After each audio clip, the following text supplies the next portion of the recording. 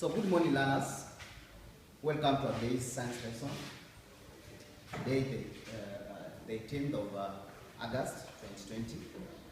Now, if you can remember well, we had started the types of electricity, and we had done static electricity, and we also began current electricity, whereby we discussed about current electricity being that is electricity that is on motion, that can move, meaning that it can move from one place to another. That is what we say.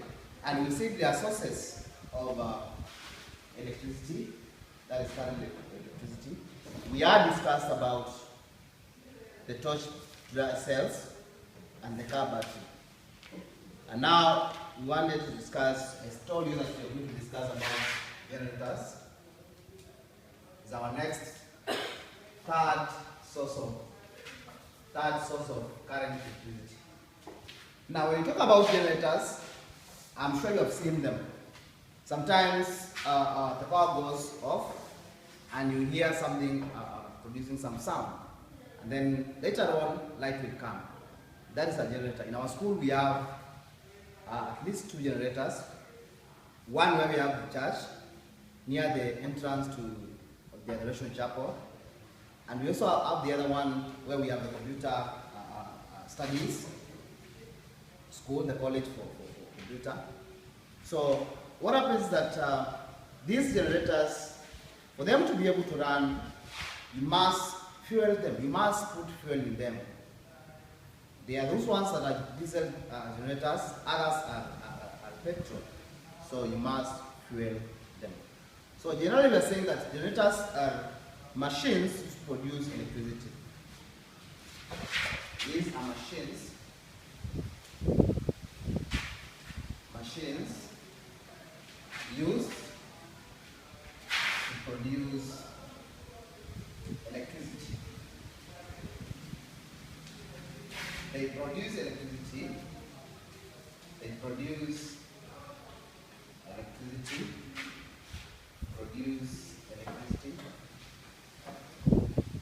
By rotating.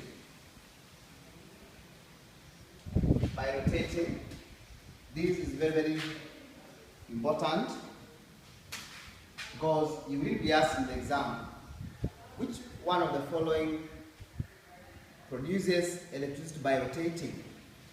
By movement. It must rotate for it to be able to produce electricity. We are going to answer that question at the end of this chapter, because we'll be asked, which of the following produces electricity the same way as a bicycle dynamo?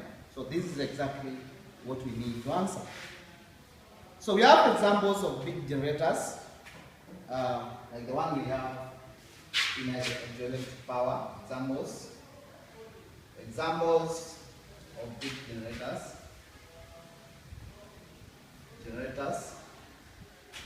We have what we call the HEP, the hydroelectric power, and this is produced by hydroelectric generators. Now, the word hydro means water. So, for them to be able to produce electricity, they have what we call turbines. Let me just explain it. So, I once told you about the dams, and we say dams are built across a river like that. So this water that has been confined there, so that water, this is a river, so that water will not go on the other side. So if they want to produce electricity, they build a wall, a big wall, in form of a dam. So this is a dam. So what happens is that water won't be able to pass on the other side. So it will be piled on one side. And therefore what will happen is that they will make a hole here. They can make a hole there, so that this piling water can be able to pass through this hole. You know it passes with a lot of pressure. So if you come down with a lot of pressure, so they will find, the water will find some turbines here. like that, turbines, and these turbines are connected to a generator. So this water will be landing on a turbine. Just assume a propeller, the way a propeller looks like. So as the water lands here with a lot of pressure, these turbines are going to rotate. And now this one is connected to a generator somewhere. So through this action of rotation, this one is going to produce electricity. The electricity from this generator is going to be connected using wires, what you call cables. Like what happens in the Arua Dam and the other dams where we get our power from, our electricity from. So this is how generators do. By action of rotation, we are able to rotate, therefore connected to this one, and the generator is, here there are machines which are being rotated by this turbine, and they will be able to produce electricity. So we are saying we have big ones like the HEP, the hydroelectric generators found in power stations.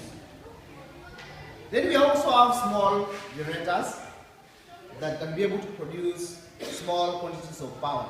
These ones are used to produce a lot of power, like the power that we get in our country, the electricity that we have, comes from those 9 or so dams. So the small ones, like the ones that we use in the church, those are small generators that can only produce electricity for only the church and a few other premises. But this one produces power for the whole country. So that's what we call the hydroelectric generator. Among other generators, big ones. So they produce electricity by movement. They must move or rotate to produce electricity. The next one, of course, is going to be the bicycle dynamo. I've just mentioned about the bicycle dynamo. That is number 4. Remember, we are talking about the sources of current electricity, bicycle dynamo. Then I want to explain what a bicycle dynamo is. I know you have your bicycles back at home, but if you have happened to see a bicycle, sometimes there are bicycles whose tire, this is a tire, and that is where we have the rim. So this is a tire, the tire. So here we have something like this, something like this. Then this one has a knob. There's a knob there. So what happens? This knob, there's something here you can be able to press. Once you press this thing, this knob lies on the tire. And then this knob, at this side, there is a wire that goes to the headlamp.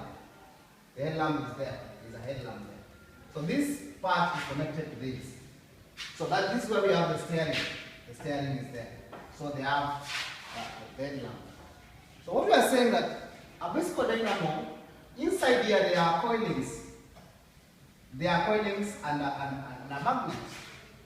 So when you press this one and this light, the knob lies on the tire. As you cycle the bicycle, what happens is that this knob rotates. So in that rotation, it is going to create a type of electricity inside here, where we have the magnet and the coiling. There is a coil there, wound on the magnet. If the magnet is here, there are coilings here. So this rotation charges through this wire. It charges this magnet. So this magnet becomes electrified, and so you can be able to capture this electricity from this end, and you can supply it where we have the headlamp, and this one will have a bulb here, and you see the bulb lighting. Any moment you stop the bicycle, this one goes off. The bulb on this side goes off. Why? Because we are not rotating. This one is not moving. So it can only produce light if only the bicycle is rotating. So that's what we call a bicycle dynamo. So produces electricity by rotation. Why I'm insisting on this? Because we are going to see that as we finish our lesson. So it is used in bicycles, used in bicycles, used in bicycles,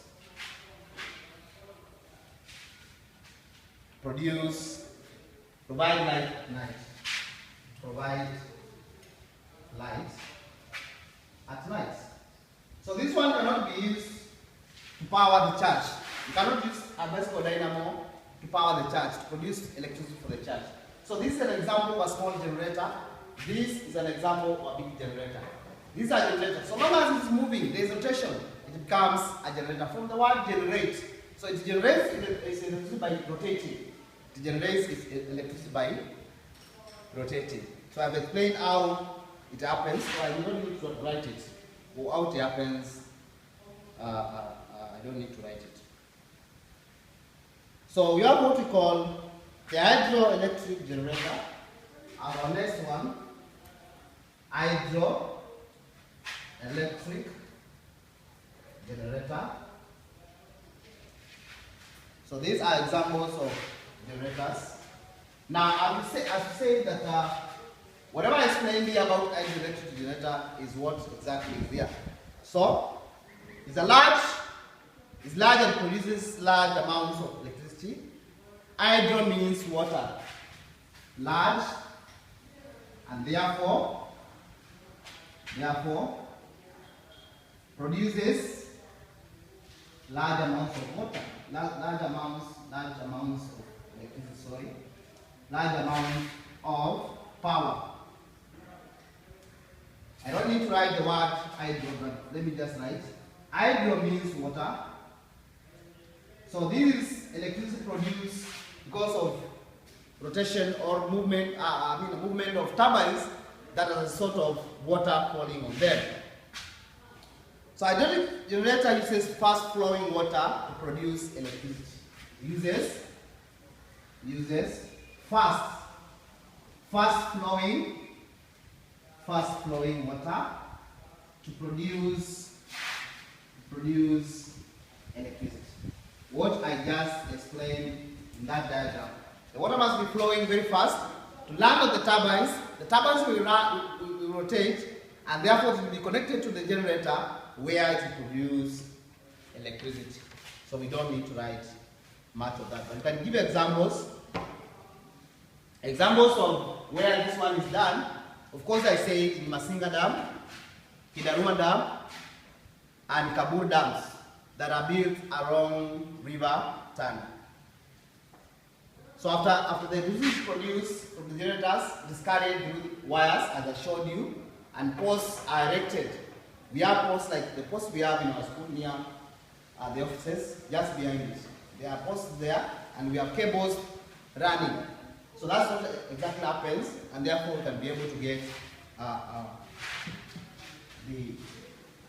the power.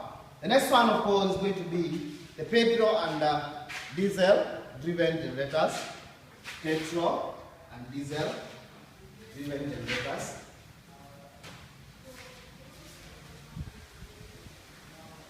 Petrol and diesel.